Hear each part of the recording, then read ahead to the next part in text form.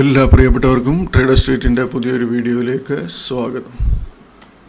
വെള്ളിയാഴ്ച നമ്മുടെ മാർക്കറ്റ് ഫ്ലാറ്റായിട്ട് ഓപ്പണായി ഒരു പ്രാവശ്യം പോയി ഹൈ അടിച്ചു. അതിനുശേഷം ഹൈ അടിച്ചെന്ന് പറയുമ്പോൾ തലേ ദിവസത്തെ ഹൈയുടെ മുകളിൽ ട്രേഡായി. അതിനുശേഷം തിരിച്ചിറങ്ങി ചെറിയ മൈനസിൽ, അതായത് ഫ്ലാറ്റായിട്ട് തന്നെ ക്ലോസായി. ബാങ്ക് നിഫ്റ്റി ആണെങ്കിലും അതുപോലെ ഫ്ലാറ്റ് ഓപ്പണിംഗ് വന്നു, പക്ഷേങ്കിൽ അത് കണ്ടിന്യൂസ് അപ് ട്രെൻഡിലായിരുന്നു.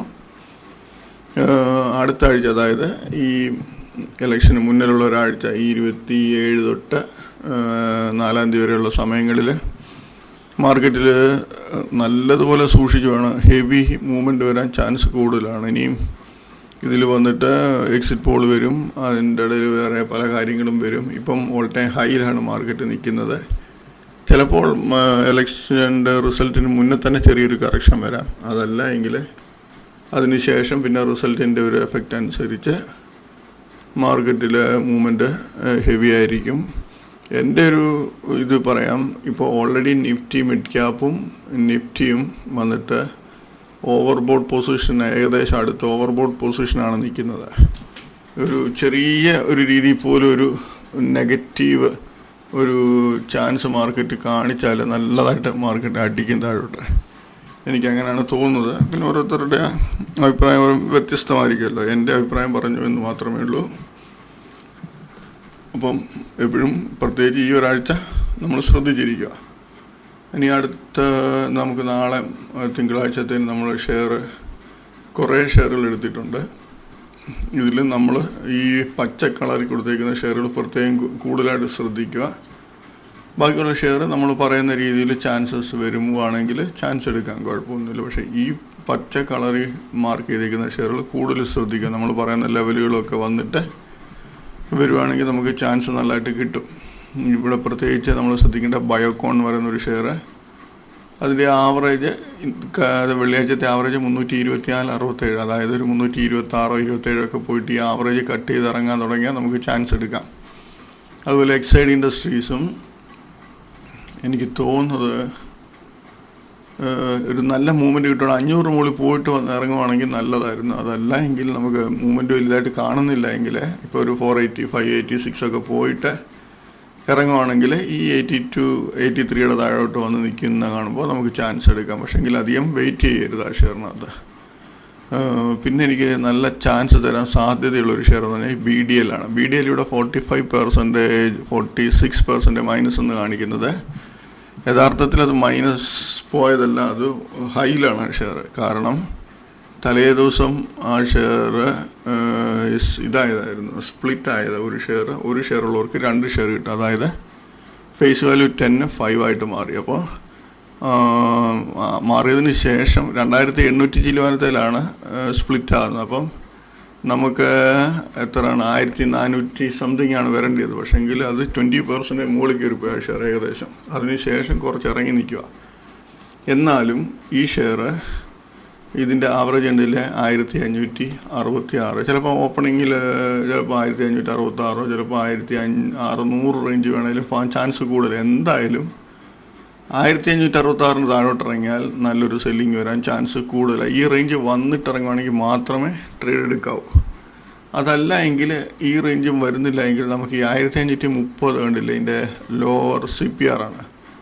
അതിന് താഴെ ഇപ്പം ഒരു 1540-50 ഒക്കെ പോയിട്ട് ഇതിന് താഴോട്ടാണ് നിൽക്കുന്നതെങ്കിൽ ചിലപ്പോൾ നല്ല രീതിയിൽ 1500, 1480 റേഞ്ചിലോട്ട് ഇറങ്ങി വരാൻ ചാൻസ് കൂടുതലാണ്. അപ്പോൾ അത് ശ്രദ്ധിക്കുക. അതുപോലെ ആസ്ട്രാൽ എന്ന് പറയുന്ന ഈ ഷെയർ ഹൈ 2165, ചിലപ്പോൾ ഈ R1 ഹൈ R1 ഒക്കെ പോയിട്ട് ഈ R1 പോയിട്ട് ഈ R1 താഴെ ഇറങ്ങുകയാണെങ്കിൽ എൻട്രി എടുക്കാൻ കുഴപ്പമില്ല. പക്ഷേങ്കിൽ 2165 താഴെ പോവുകയാണെങ്കിലാണ് നല്ല ചാൻസ് കിട്ടാൻ സാധ്യതയുള്ളത്. അപ്പോൾ അത് പ്രത്യേകം ശ്രദ്ധിക്കുക. അതുപോലെ ഹെഗ് എന്ന് പറയുന്ന ഷെയർ, ഹെഗ് 2300 ഈ R1 റേഞ്ച് പോയിട്ട് ഇറങ്ങുകയാണെങ്കിൽ നല്ലതാണ്. എനിക്ക് തോന്നുന്നില്ല ആ റേഞ്ച് വരുമെന്ന് തോന്നുന്നില്ല. എന്തായാലും അത് ശ്രദ്ധിച്ച് നോക്കുക. ഈ ഹെഗിൻ്റെ ഇത് ഓൾറെഡി റിസൾട്ട് അഴുക്കാണല്ലോ. അപ്പോൾ ഈ 2260 ഈ ആവറേജിന് താഴെ പോകണമെങ്കിലും നമുക്ക് ചാൻസ് എടുക്കാൻ കുഴപ്പമില്ല. അപ്പോൾ അത് പ്രത്യേകം ശ്രദ്ധിക്കണം. ദീപക് നൈട്രേറ്റ്, ഈ ദീപക് നൈട്രേറ്റ് സെൻട്രം ഒക്കെ ഈ R1 റേഞ്ചിലൊക്കെ വരാനേ ചാൻസ് കൂടുതലുള്ളൂ. ഓൾറെഡി വീക്കായ ഷെയറുകളാണ്. അപ്പോൾ R1 റേഞ്ചിൽ നിന്നോ പ്രീവിയസ് ഡേ ഹൈ നിന്നോ ഒക്കെ ചാൻസ് തരുവാണെങ്കിൽ നമുക്ക് ചാൻസ് എടുക്കാം. അതുപോലെ ഈ സിർമ എന്ന് പറയുന്ന ഷെയർ റീസെൻ്റ്ലി റിസൾട്ട് വന്നതിന് ശേഷം നല്ല രീതിയിൽ ഇറങ്ങിപ്പോയിട്ട് ഏകദേശം ഒരു 100 രൂപ കയറിയിട്ടുണ്ട് ഈ ഷെയർ. എൻ്റെ ഒരു കാൽക്കുലേഷൻ ഈ ഷെയർ 500 മുകളിൽ പോയിട്ട് ഇറങ്ങുവാണെങ്കിൽ നല്ല ചാൻസ് ആയിരിക്കും താഴോട്ട് ഇറങ്ങാൻ. അപ്പോൾ അത് ശ്രദ്ധിക്കുക. ഇപ്പോൾ 500 മുകളിൽ പോയിട്ട് അല്ലെങ്കിൽ 510 മുകളിൽ പോയിട്ട് ഇറങ്ങുവാണെങ്കിൽ ഏറ്റവും നല്ലത് നമുക്ക് ഇവിടുന്ന് എൻട്രി എടുക്കാൻ പറ്റും. അതല്ല 500, 502 പോയിട്ട് ഇറങ്ങുവാണെങ്കിൽ നമുക്ക് ഈ 490, 470 താഴെ നമുക്ക് സെല്ല് ചെയ്ത് നമുക്ക് ചാൻസ് എടുക്കാൻ പറ്റും. പിന്നെ ആരോ ഗ്രീനും ശ്രദ്ധിക്കുക. 600 മുകളിൽ പോയിട്ട് ഇറങ്ങുവാണെങ്കിൽ ഇത് കണ്ടില്ല, 597 R1 ആണ്. 600 മുകളിൽ പോയിട്ട് ഈ ലെവലിൽ ഇറങ്ങുവാണെങ്കിൽ നല്ല ചാൻസ് കിട്ടാൻ സാധ്യത കൂടുതലാണ്. പിന്നെ ബാക്കിയുള്ള ഷെയർ ഫിൻ കേബിൾ പ്രത്യേകം ശ്രദ്ധിക്കണം. ഫിൻ കേബിളിനകത്ത് ഇതിൻ്റെ ആവറേജ് ശ്രദ്ധിച്ചോണം. ഫിൻ കേബിൾ 1299, ഈ 1375 വരെ വരാൻ ചാൻസ് കുറവാണെന്നാണ് തോന്നുന്നത്. എന്തായാലും 1300 മുകളിൽ പോയിട്ട് ഈ ലെവലിൽ കട്ട് ചെയ്യുകയാണെങ്കിൽ നമുക്ക് ചാൻസ് എടുക്കാം, കുഴപ്പമൊന്നുമില്ല. ഒരു പ്രാവശ്യം 10-25 പോയിന്റ് പ്രോഫിറ്റ് തരാൻ ചാൻസ് ഉണ്ട്. ഏജീസ് കെമിക്കലും നോക്കുക. നമ്മുടെ രീതി ചാൻസ് വരുവാണെങ്കിൽ മാത്രം എടുക്കുക. ലെവലുകൾ വന്നിറങ്ങുവാണെങ്കിൽ ഇത് ഹെവി മൂവ്മെൻ്റാണ്, ശ്രദ്ധിച്ചോണം. വോളിയം അധികം ഓപ്പണിങ്ങിലൊന്നും കാണത്തില്ല, പക്ഷേ എങ്കിൽ ഹെവി ആയിട്ടായിരിക്കും മൂവ്മെൻറ്റ് നടക്കുന്നത്. അപ്പം അതിനകത്ത് ട്രേഡ് എടുക്കുന്ന ഒരു ലെവലുകൾ വന്നിട്ട് താഴോട്ട് വരുമ്പോൾ എൻട്രി എടുക്കുന്ന ഒരു ചെറിയ ക്വാണ്ടിറ്റി എടുക്കുക. ഓപ്പണിങ്ങിലെ പോയി 50-100 ഷെയർ ട്രേഡ് എടുക്കരുത്. 20 ഷെയറിലൊക്കെ 100 രൂപയ്ക്ക് മുകളിൽ ചിലപ്പോൾ പ്രോഫിറ്റ് കിട്ടും ഒരു ഷെയറിൽ. അപ്പം 10-20 ഷെയറൊക്കെ ട്രേഡ് ചെയ്ത് ആദ്യം ടെസ്റ്റ് അടിക്കുന്നവർ ചെയ്ത് നോക്കുക. പിന്നെ കറക്റ്റായിട്ട് നമ്മൾ ഉദ്ദേശിക്കുന്ന രീതിയിൽ ആ മൂവ്മെൻ്റ് എങ്കിൽ ക്വാണ്ടിറ്റി കൂട്ടുക, അങ്ങനെ ചെയ്യുക. ബാക്കിയുള്ള ഷെയറിനകത്തല്ല നമ്മൾ പറയുന്ന രീതിയിൽ ഈ R1 പ്രീവിയസ് ഡേ ഹൈയോ R2 ഏത് റേഞ്ചാണോ വന്നിറങ്ങുന്ന ആ റേഞ്ചിൽ നമുക്ക് ചാൻസ് എടുക്കുക. നേരത്തെ ഹൈയുടെ മുകളിൽ സ്റ്റോപ്പ് ലോസ് ഇടുക.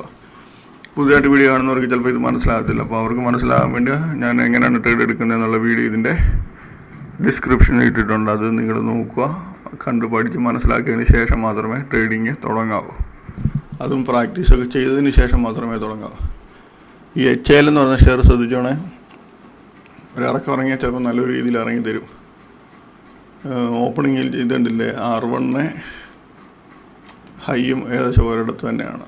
ഇതിന് മുകളിൽ പോയിട്ട് ഇറങ്ങുവാണെങ്കിൽ നല്ലതായിരുന്നു. അതല്ല എങ്കിൽ ഈ ആവറേജിന് താഴെ നിൽക്കുന്ന കണ്ടാലും നമുക്കൊരു ചാൻസാണ്. പക്ഷേങ്കിൽ നമ്മളതിൻ്റെ അനുസരിച്ച് നമ്മുടെ ഒരു കപ്പാസിറ്റിനനുസരിച്ച് സ്റ്റോപ്പ് ലോസ് കുറയ്ക്കുക. അതല്ല എങ്കിൽ നമ്മുടെ ക്വാണ്ടിറ്റി കുറച്ച് വേണം ചെയ്യാൻ. എനിക്ക് തോന്നുന്നത് ഒരു ഇറങ്ങാൻ ചാൻസ് കൂടുതലാണ് ഷെയർ. എന്തായാലും ശ്രദ്ധിക്കുക അതൊക്കെ. ഓക്കെ, അപ്പോൾ ഇനി നമുക്ക് കഴിഞ്ഞ വെള്ളിയാഴ്ച നമുക്ക് ചാൻസ് വന്ന ഷെയറുകൾ നമ്മൾ 15 ഷെയർ എടുത്തിട്ടുണ്ടായിരുന്നു. അതിലൊരു 7-8 ഷെയറോളം നല്ല ചാൻസ് വന്നിട്ടുണ്ടായിരുന്നു. മസ്ഡോക്ക്, കൊച്ചിൻ ഷിപ്പ്യാർഡ്, പിന്നെ Pennar industries, Saregama, Fortis, shipping corporation, RVNL, ഇതെല്ലാം നമുക്ക് നല്ല രീതിയിൽ ചാൻസ് തന്ന ഒരു 4-5 ഷെയർ ഞാൻ കാണിക്കാം. മസ്ഡോക്ക് നോക്കി,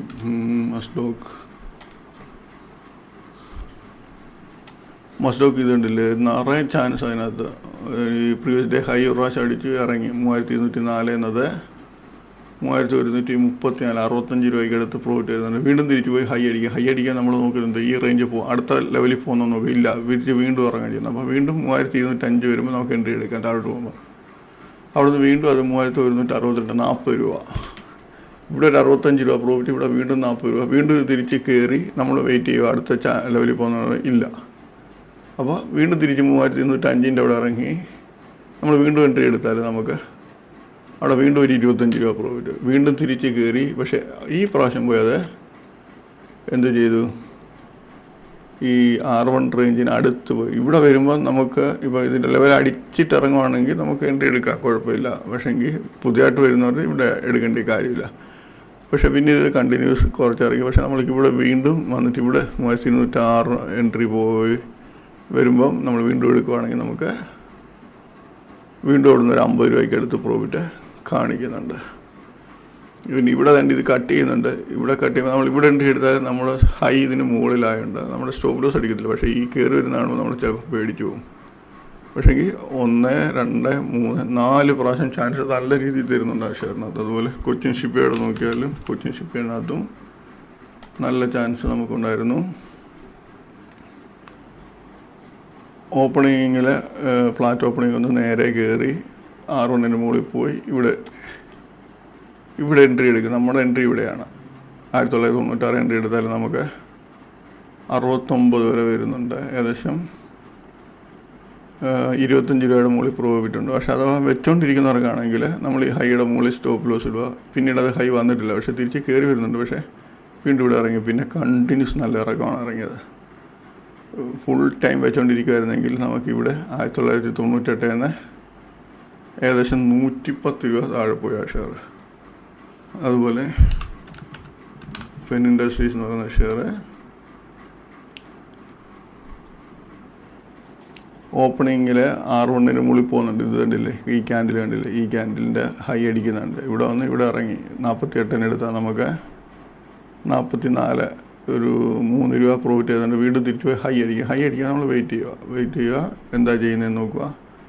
അടുത്ത ലെവൽ പോകുന്നില്ല, തിരിച്ച് ഇവിടെ ഇറങ്ങി കഴിഞ്ഞാൽ എൻട്രി എടുക്കുക. 148 എൻട്രി എടുക്കും, 152 സ്റ്റോപ്പ് ലോസിന്. പക്ഷേ പിന്നെ അതിനകത്ത് മൂവ്മെൻറ്റ് അധികമില്ല, ലാസ്റ്റിലാണ് പിന്നെ ഇറങ്ങുന്നത്.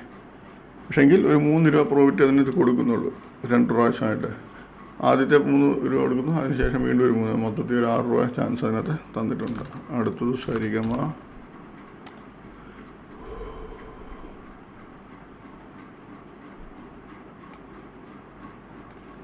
സരിഗമയുടെ മൂവ്മെൻറ്റ് ശരിയല്ല. ഇത് കണ്ടോ, ഓപ്പണിങ്ങിൽ ഇവിടെ ഹൈ അടിച്ച് ഇറങ്ങി 470 എൻട്രി എടുത്താൽ നമുക്കൊരു 467 രൂപ പ്രോഫിറ്റ് വരുന്നുണ്ട്. വീണ്ടും തിരിച്ച് ഫീൽഡ് ഹൈ പോകുന്നുണ്ട്, തിരിച്ച് വീണ്ടും 7 രൂപ പ്രോഫിറ്റ് വരുന്നുണ്ട്. പിന്നെ അത് വൺ സൈഡ് മുകളിൽ കയറി പോയി, ലെവലുകളൊന്നും തരുന്നില്ല, അടുത്ത ലെവലിലും പോകുന്നില്ല, തിരിച്ച് താഴോട്ട് ഇറങ്ങിയിട്ടില്ല.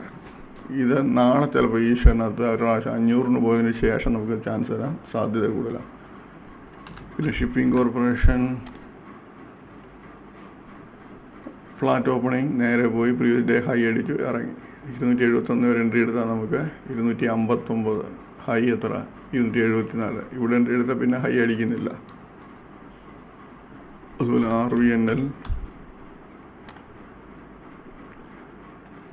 ഓപ്പണിങ്ങിൽ പ്രീവിയസ് ഡേ ഹൈ അടിച്ചു ഇറങ്ങി. നമ്മളിവിടെ എൻട്രി എടുത്താൽ 374 നമുക്ക് 366, 8 രൂപ പ്രോഫിറ്റ്. വീണ്ടും അത് അവിടെ വരുന്നുണ്ട്, ചെറിയ പ്രോഫിറ്റ് വരുന്നുണ്ട്. പിന്നെ ഇവിടെ നല്ലൊരു പ്രോഫിറ്റ് തരുന്നുണ്ട്.